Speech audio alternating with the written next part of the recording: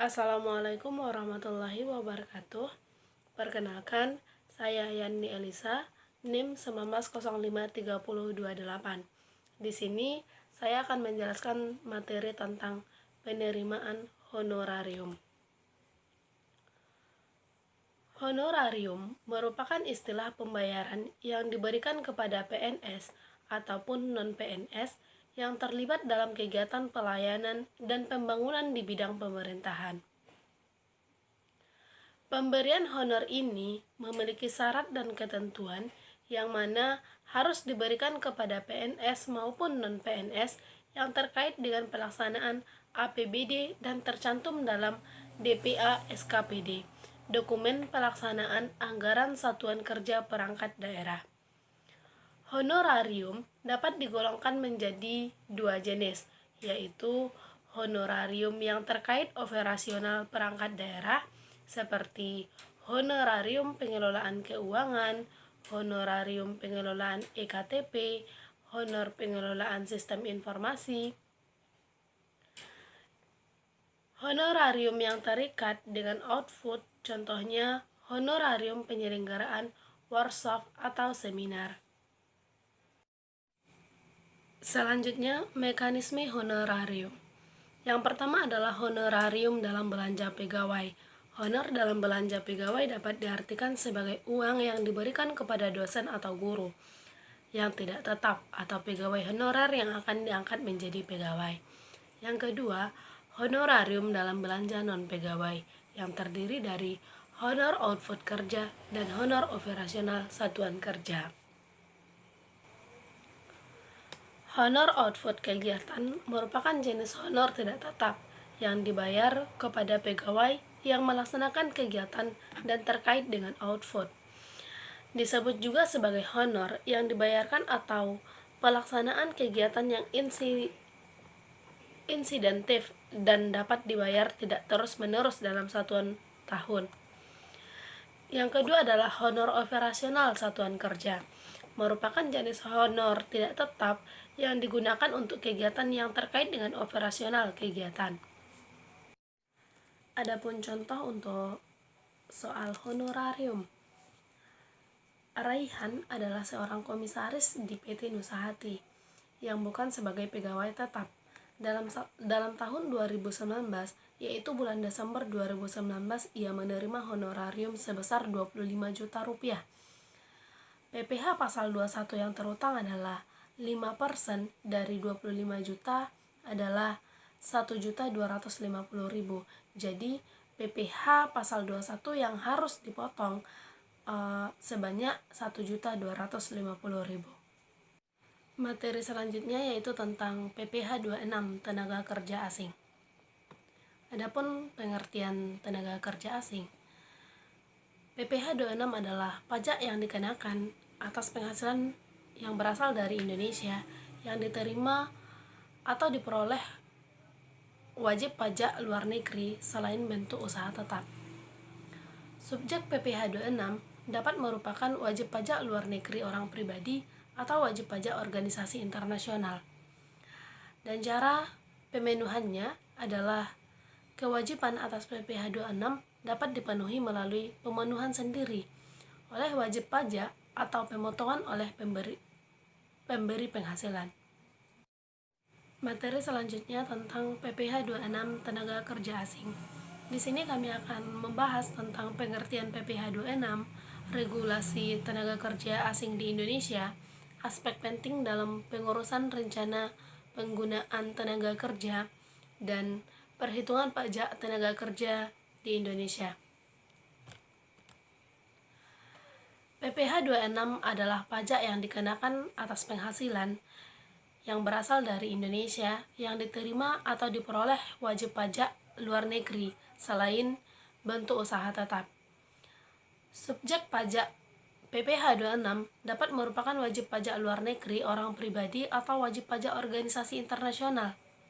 Dan cara pemenuhannya adalah kewajiban atas PPh 26 dapat dipenuhi melalui pemenuhan sendiri oleh wajib pajak atau pemotongan oleh pemberi penghasilan.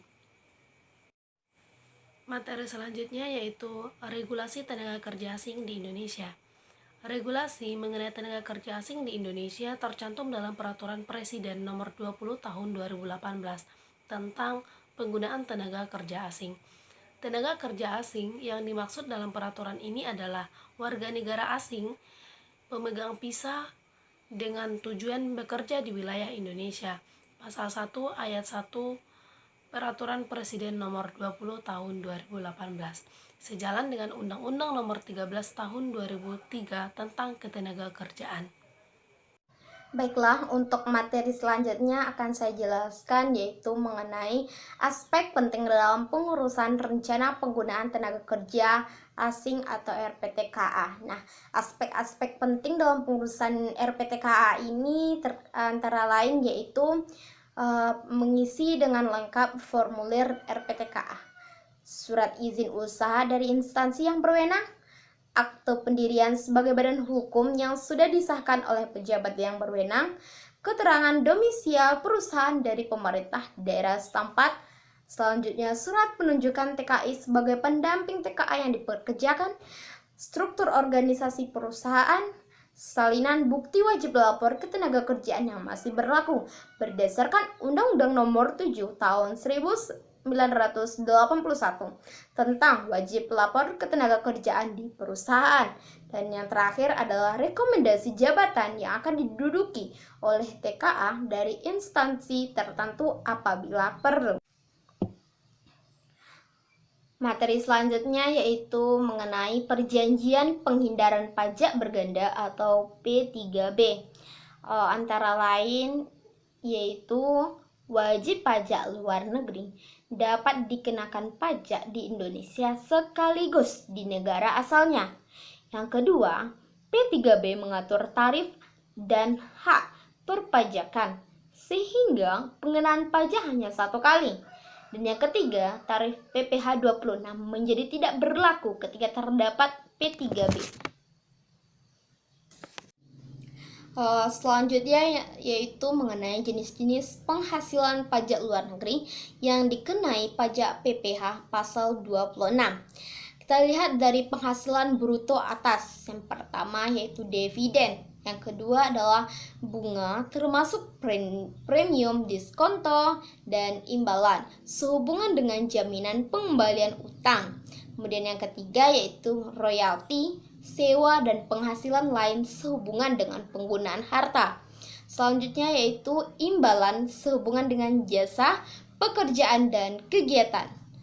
Selanjutnya hadiah dan penghargaan, pensiun dan pembayaran berkala lainnya, premi swab dan transaksi lindung lainnya, serta keuntungan karena pembebasan utang. Nah, kalau di perkiraan penghasilan bruto dari pertama, penjualan atau pengalihan harta di Indonesia. Yang kedua, penjualan saham. Yang ketiga adalah premi asuransi yang dibayarkan kepada perusahaan asuransi luar negeri. Materi selanjutnya yaitu mengenai rumus perhitungan PPh 26 warga negara asing. Nah, rumusnya ini ada dua. Yang pertama yaitu penghasilan bruto dikali dengan 20% dan yang kedua adalah penghasilan bruto dikali tarif tax treaty. Supaya lebih jelas, kita dapat mengambil sebuah contoh perhitungan PPh 26 ini. Pak Yoyo merupakan pegawai asing dari negara yang tidak memiliki tax treaty dengan Indonesia. Pak Yoyo bekerja kurang dari 183 hari dan di bulan Maret 2021 menerima gaji sebesar 2.200 US dollar. Kurs Menteri Keuangan pada saat pemotongan adalah sebesar 14.072 rupiah untuk 1 US dollar. Perhitungan PPh 26 atas penghasilan Pak Yoyo adalah Nah, cara menjawabnya yaitu yang pertama, kita ubah dulu satuan dari gaji Pak Yoyo tadi yang sebesar 2.200 US dollar menjadi rupiah dengan cara mengalihkan kurs pada saat itu. Karena kurs Menteri Keuangan pada saat itu adalah 14.072 rupiah, maka kita kalikan dengan gaji Pak Yoyo tadi sebesar 2.200 US dollar. Sehingga hasil pengalihan tersebut berjumlah 30.958.400 rupiah. Nah, di awal telah saya jelaskan bahwasanya rumus perhitungan PPh 26 ini ada dua, sehingga kita bisa memilih salah satu. Nah, karena di soal telah dijelaskan bahwasanya Pak Yoyo ini pegawai asing dari negara yang tidak memiliki tax treaty dengan Indonesia, maka dari itu kita kalikan dia dengan menggunakan rumus yang pertama, yaitu penghasilan bruto dikali dengan 20%. Nah, karena penghasilan bruto Pak Yoyo tadi adalah sebesar 30.958.400 rupiah, maka kita kalikan dengan 20%, sehingga jumlahnya adalah 6.191.680 rupiah. Selanjutnya yaitu mengenai pengisian SPT pasal 21. Nah, SPT masa PPh 21 ini merupakan SPT yang harus dilaporkan secara online.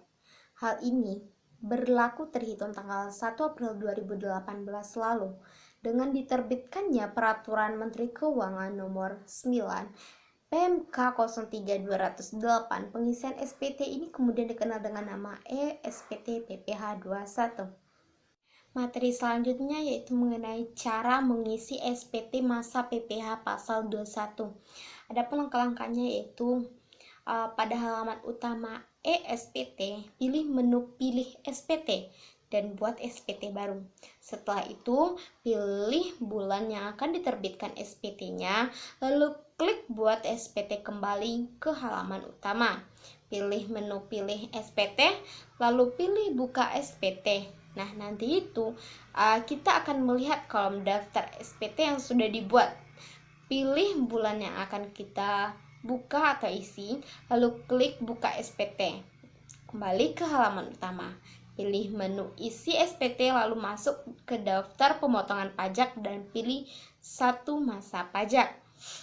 Selanjutnya, untuk mengisi data pegawai yang penghasilannya di atas PTKP, klik tambah lalu isi data pegawai tersebut, mulai dari nomor pokok wajib pajak atau NPWP, nama dan kode objek, jumlah penghasilan bruto dan PPh dipotong, lalu klik dan simpan. Kemudian untuk data pegawai dengan penghasilan di bawah PTKP, isi jumlah pegawai dan isi juga jumlah penghasilan bruto sesuai dengan jumlah pegawai yang kita isi sebelumnya. Setelah itu, klik simpan. Langkah selanjutnya yaitu pada halaman utama, pilih menu isi SPT dan klik SPT induk. Nanti kita akan melihat data jumlah pegawai kita, jumlah penghasilan bruto, dan jumlah pajak penghasilan. Berikutnya kita klik bagian penyertaan dan tertanda pemotong. Isi data perusahaan kita seperti nomor NPWP, nama, tanggal, dan tempat perusahaan, lalu klik simpan. Berikutnya pada halaman utama, pilih menu isi SPT dan klik daftar SSP atau PBK. Nanti kita akan melihat data daftar surat setoran pajak atau SBP. Setelah itu, klik tambah, isi kode akun pajak, kode jenis setoran, tanggal SSP, nomor transaksi penerimaan negara atau NTPN, dan jumlah PPh disetor. Setelah itu, klik simpan. Langkah selanjutnya adalah melaporkan file CSV-nya. Pada halaman utama, pilih menu CSV-nya dan klik pelaporan SPT. Kita bisa memilih bulan yang akan kita laporkan. Nah, setelah itu kita klik buat file CSV, lalu simpan file CSV. Setelah itu, kita akan mendapatkan notif CSV setelah dibuat. Itulah mengenai cara mengisi SPT masa PPH pasal 21. Nah, sekian materi dari kelompok kami. Saya ucapkan terima kasih. Wassalamualaikum warahmatullahi wabarakatuh.